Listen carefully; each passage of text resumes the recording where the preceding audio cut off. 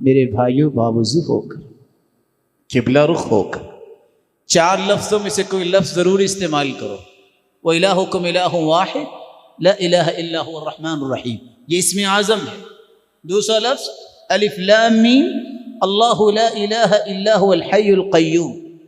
تیسرا لفظ اللہم انی اسألک بأنی اشہدک انک انت اللہ لا الہ الا انت الاحد الصمد الذی لم یلد ولم یولد ولم یکن له کفوا احد۔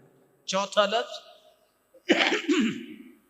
اللہم لا الہ الا انت المنان بدیع السماوات والارض ذی الجلال والاکرام۔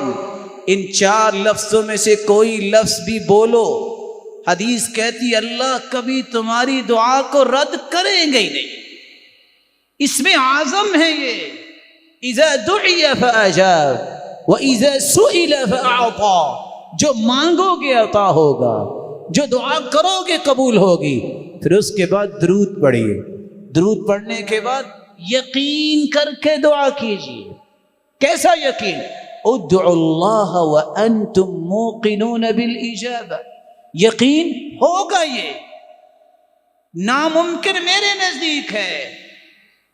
ساری امیدوں کی ڈورے ڈاکٹر نے توڑ دی، کچھ نہیں ہوگا، لیکن یہ مخلوق ہے، میں بھی نہ اور محترم ڈاکٹر صاحب بھی، فیصلہ اس کا ہونا ہے۔ اللہ مجھے یہ چاہیے، فَلْيُعْزِمِ الْمَسْأَلَةَ، چمٹ کے دعا کیجئے، یقین کے ساتھ کہ وہ ضرور سنے گا۔